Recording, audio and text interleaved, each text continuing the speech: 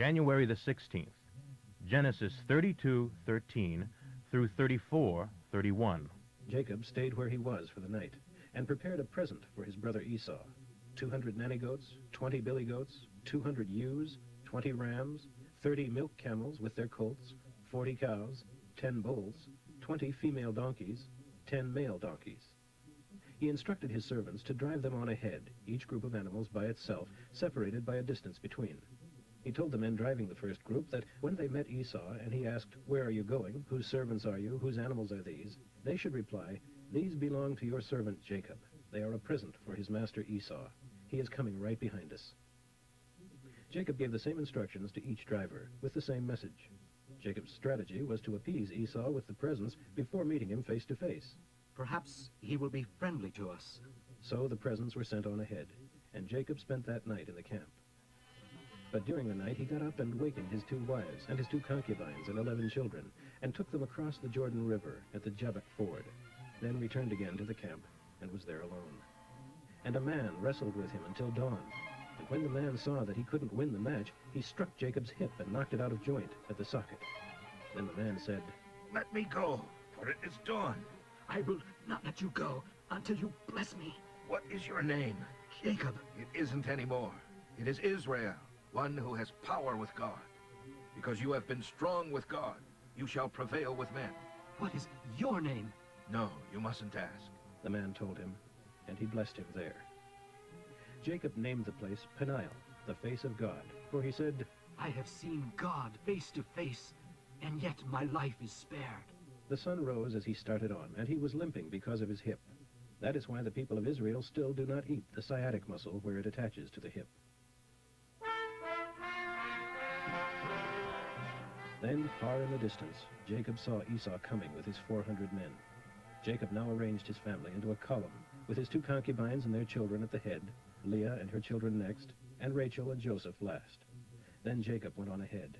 As he approached his brother, he bowed low 7 times before him. And then Esau ran to meet him and embraced him affectionately and kissed him, and both of them were in tears. Then Esau looked at the women and children and asked, Who are these people with you? My children. Then the concubines came forward with their children and bowed low before him.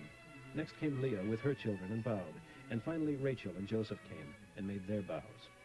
And what were all the flocks and herds I met as I came? They are my gifts to curry your favor. Brother, I have plenty. Keep what you have. No, but please accept them. For what a relief it is to see your friendly smile. I was as frightened of you as though approaching God. Please take my gifts, for God has been very generous to me, and I have enough. So Jacob insisted, and finally Esau accepted them. Well, let's be going. My men and I will stay with you and lead the way. As you can see, some of the children are small, and the flocks and herds have their young, and if they are driven too hard, they will die.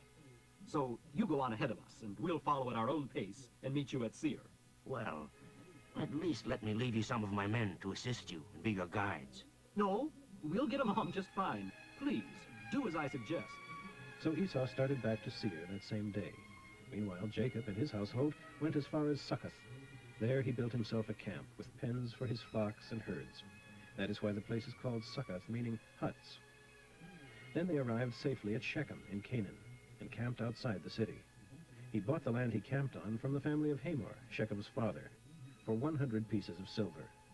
And there he erected an altar and called it El Elohi Israel, the altar to the God of Israel.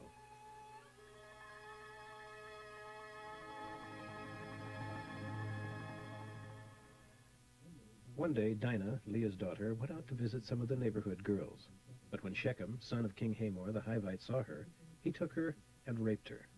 He fell deeply in love with her and tried to win her affection. Then he spoke to his father about it. Get this girl for me. I want to marry her. Word soon reached Jacob of what had happened, but his sons were out in the fields herding cattle, so he did nothing until their return. Meanwhile, King Hamor, Shechem's father, went to talk with Jacob, arriving just as Jacob's sons came in from the fields, too shocked and angry to overlook the insult, for it was an outrage against all of them. Hamor told Jacob, My son Shechem is truly in love with your daughter and longs for her to be his wife. Please let him marry her. Moreover, we invite you folks to live here among us, and to let your daughters marry our sons. And we will give our daughters as wives for your young men. And you shall live among us wherever you wish, and carry on your business among us, and become rich. Then Shechem addressed Dinah's father and brothers. Please, be kind to me and let me have her as my wife. I will give you whatever you require. No matter what dowry or gift you demand, I will pay it. Only give me the girl as my wife. Her brothers then lied to Shechem and Hamor, acting dishonorably because of what Shechem had done to their sister. They said, We couldn't possibly, for you are not circumcised. It would be a disgrace for her to marry such a man. I'll tell you what we'll do. If every man of you will be circumcised, then we will intermarry with you, and live here and unite with you to become one people. Otherwise, we will take her and be on our way.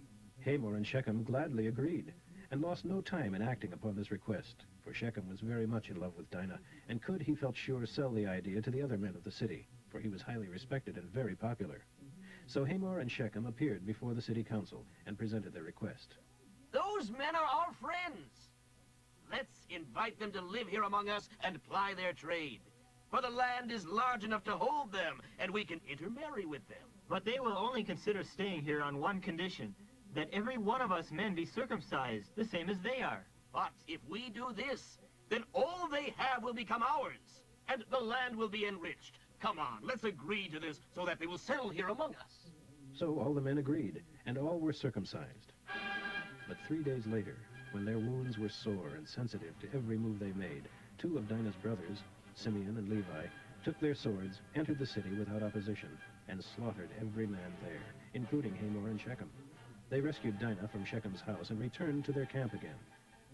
Then all of Jacob's sons went over and plundered the city, because their sister had been dishonored there.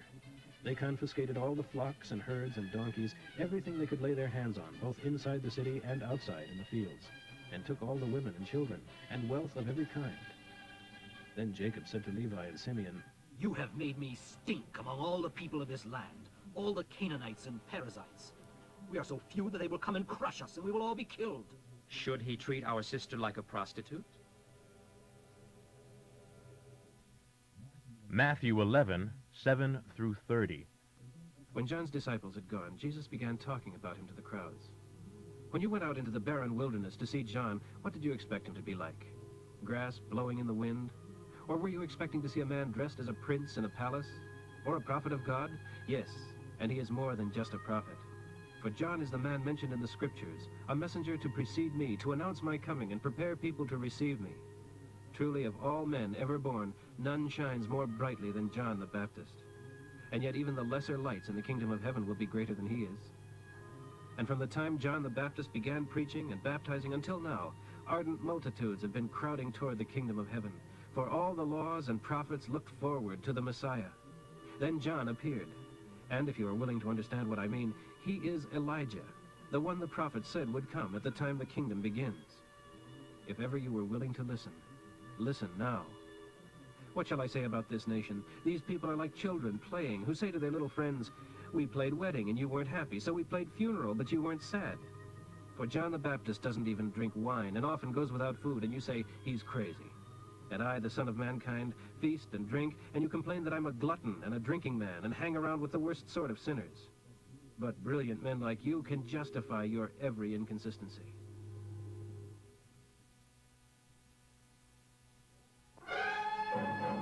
Then he began to pour out his denunciations against the cities where he had done most of his miracles, because they hadn't turned to God. Woe to you, Chorazin, and woe to you, Bethsaida!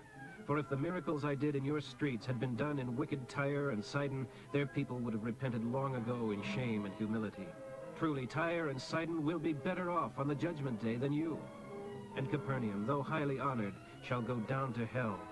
For if the marvelous miracles I did in you had been done in Sodom, it would still be here today. Truly, Sodom will be better off at the judgment day than you. And Jesus prayed this prayer.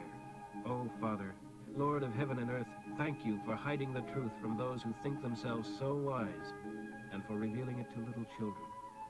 Yes, Father, for it pleased you to do it this way. All truth has been entrusted to me by my Father. Only the Father knows the Son, and the Father is known only by the Son, and by those to whom the Son reveals him. come to me, and I will give you rest. All of you who work so hard beneath a heavy yoke, wear my yoke, for it fits perfectly, and let me teach you.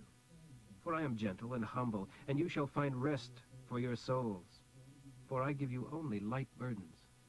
Psalm 14, 1 through 7.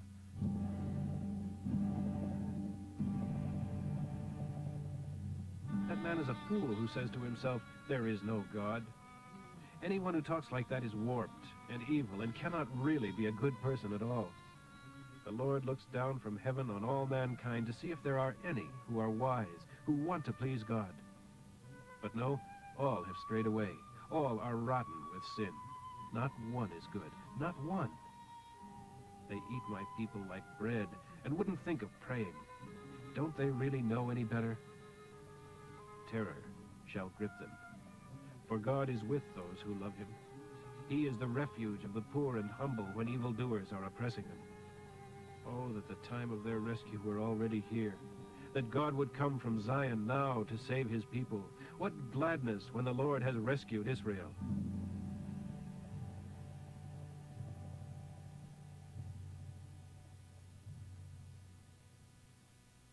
Proverbs for today, 3:19 through 20. The Lord's wisdom founded the earth. His understanding established all the universe and space. The deep fountains of the earth were broken open by his knowledge, and the skies poured down rain.